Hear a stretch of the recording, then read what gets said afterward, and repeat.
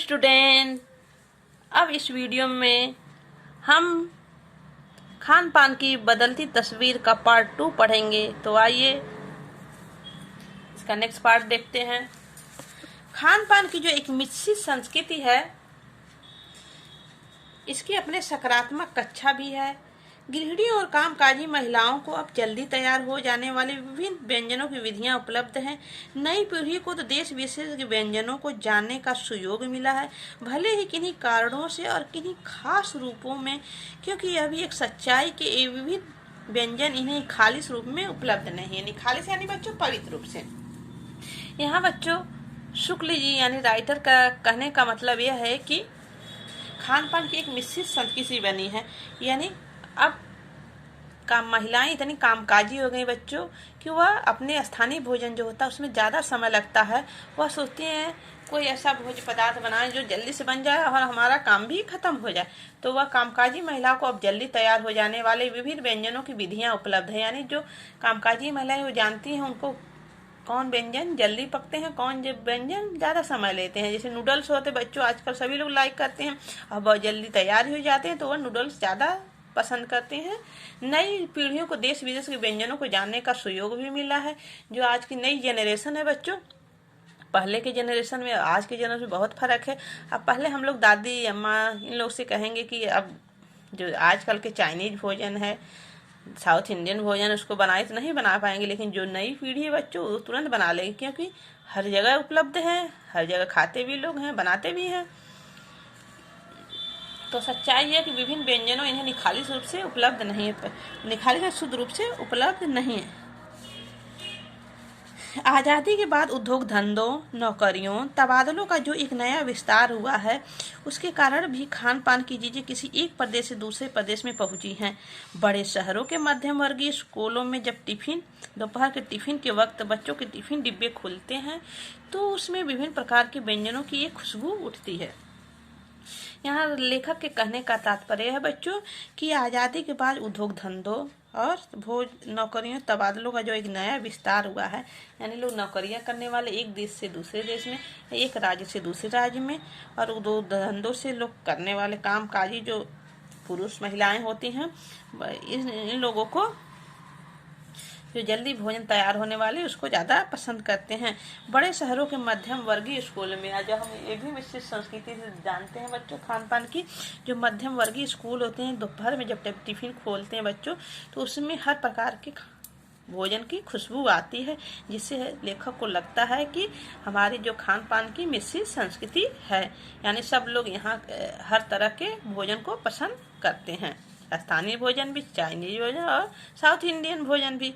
हम खान पान के एक दूसरे को जानते हैं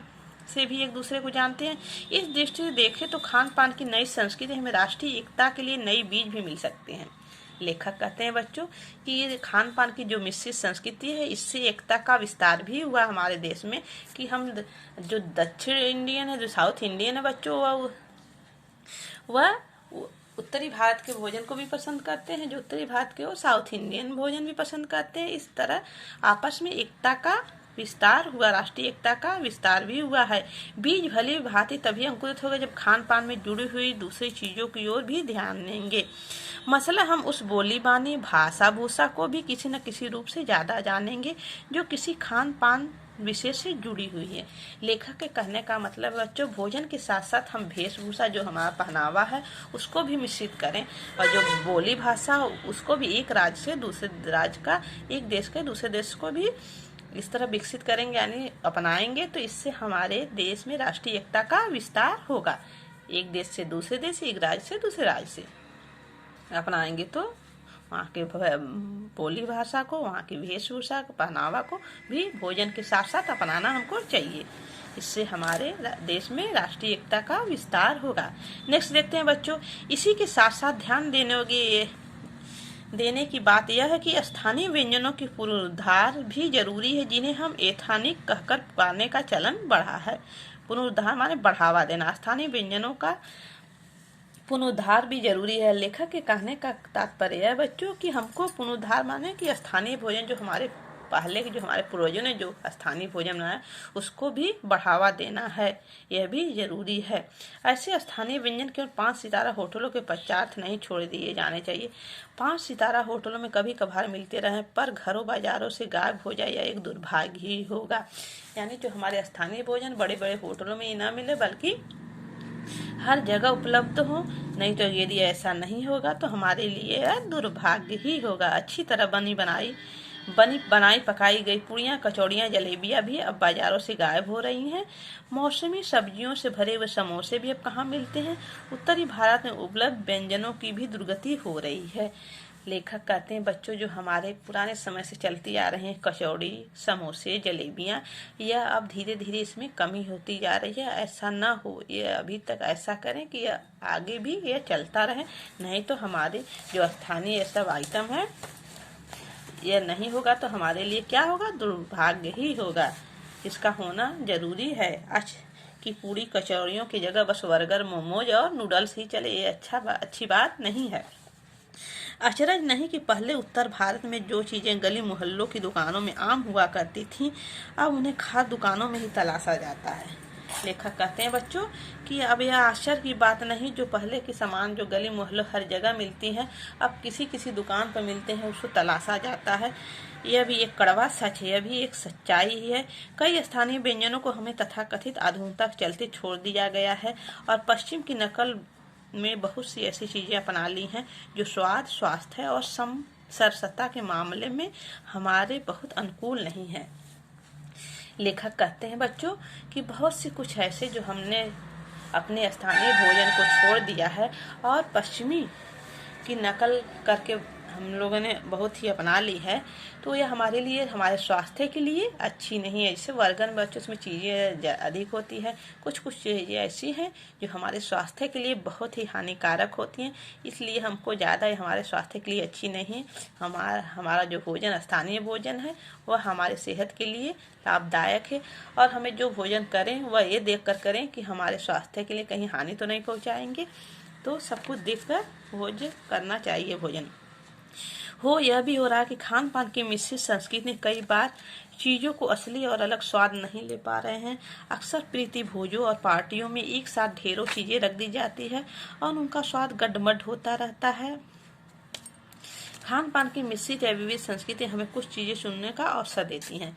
यहाँ लेखक कहते हैं बच्चों, कभी कभी हमको पार्टियाँ, शादियों में हम जाते हैं तो आजकल जो सिस्टम चला है उसमें एक साथ कितनी चीज़ हम खाने की वस्तुओं को ले लेते हैं प्लेट में, लेकिन अधिक वस्तुएं रहने की वजह से हम किसी भी जो खाने वाली जो वस्तुएं बनती है उसका किसी भी अच्छी तरह से हम स्वाद नहीं ले पाते हैं। तो हमको वही लेना चाहिए, खाने वाली चीज़ें जो हमको ज़्यादा पसंद हो, 2-4 लेना चाहिए जिससे हम उसकी अच्छा से स्वाद ले सकें। एक साथ सारा भोजन हमको जब मिल जाता है तो हम उसका स्वाद भी नहीं ले पाते हैं, उनका स्वाद गडमड होता रहता है। यानी बच्चों, कोई भी जब ज़्यादा हम चीज़ ले लेंगे तो उसमें किसी का अच्छे स्वाद हम नहीं चख पाते हैं, तब 2-4 रहेंगे तो उसका स्वाद अच्छे से हमको मिलेगा। खान पान की मिश्रित या विविध संस्कृति हमें कुछ चीज़ें सुनने को अक्सर देती हैं, हम उनका लाभ प्राय नहीं उठा रहे हैं। हम अक्सर एक ही प्लेट में कई तरह के, कई बार बिल्कुल विपरीत प्रकृति वाले व्यंजन परोस लेते हैं। बच्चों, लेखक यही कहते हैं कि हम एक साथ कई व्यंजन परोस लेते हैं, यानी थाली में ले लेते हैं, कई चीज़ें रहने से उसका हम स्वाद नहीं ले पाते हैं, तो ये अच्छी बात नहीं। हमको वही चीज़ें लेना चाहिए जो हमको अच्छी लगे और उसका स्वाद मिले। करेस एक साथ 10 चीज़ें ले लेंगे तो हमको किसी का भी अच्छी तरह से टेस्ट नहीं मिल पाएगा।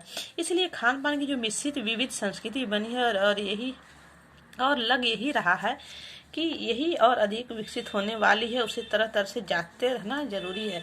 लेखक कहते हैं कि समय समय पर यही विकसित होती जा रही, यानी प्रचलन मिश्रित संस्कृति का जो भोज्य पदार्थों का खान पान की बढ़ती जा रही है, लेकिन समय समय पर हमको निरीक्षण भी जो भी हो करते रहना चाहिए ताकि हमारे लिए नुकसान ना हो।